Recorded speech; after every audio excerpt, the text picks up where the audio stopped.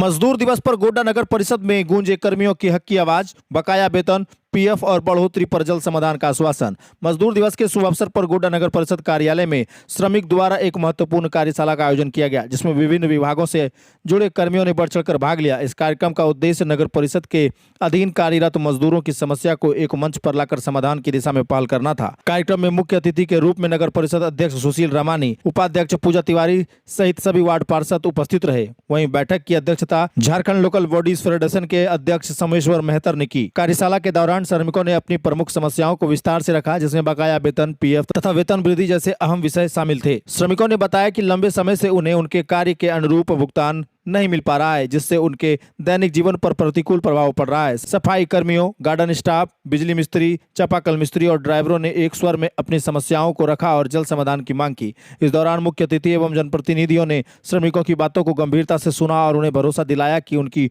सभी मांगे को आगामी बोर्ड बैठक में रखा जाएगा। उन्होंने कहा कि मजदूरों की समस्या का समाधान प्राथमिकता के आधार पर किया जाएगा और हर संभव प्रयास किया जाएगा।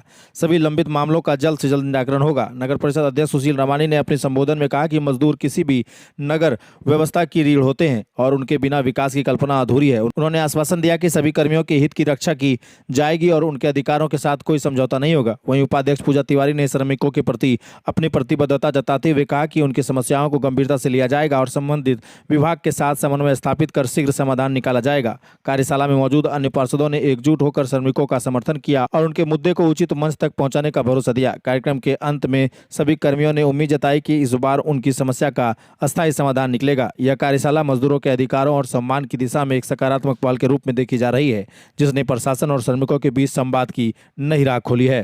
2 दिवस से कार्यक्रम चल रहा है, क्या कुछ बताइएगा? आज हम लोग शिकांगों के शहीद मजदूरों की याद में, क्योंकि हर साल मजदूर दिवस मनाते हैं, आज उन्हीं की याद में हम लोग एक संकल्प दिवस के रूप में हम लोग मजदूर दिवस मना रहे हैं। और ये संकल्प दिवस होगा संघर्ष का दिवस। अब मजदूर के पास खोने के लिए तो कुछ बचा नहीं, लेकिन पाने के लिए सारी जहां बचा है। तो हम लोग संगठित होकर के और एक लड़ाई लड़ेंगे। मजदूरों के अधिकार सम्मान की जो लड़ाई संगठन लड़ रही है वो और तेज होगा। और आज यहाँ पर हम देख रहे हैं, यहाँ पर इन्हीं पूरे झारखंड की स्थिति ये है कि सफाई मजदूरों की स्थिति बद से बदतर होती जा रही है। सरकार इस पर ध्यान नहीं दे रही है, ना इनको सही ढंग से मजदूरी मिल पा रहा है, ना ही सही ढंग पर इसको समय पर वेतन मिल पा रहा है। ऐसी स्थिति में मजदूरों के पास अब संघर्ष के अलावा कोई रास्ता नहीं बचा है।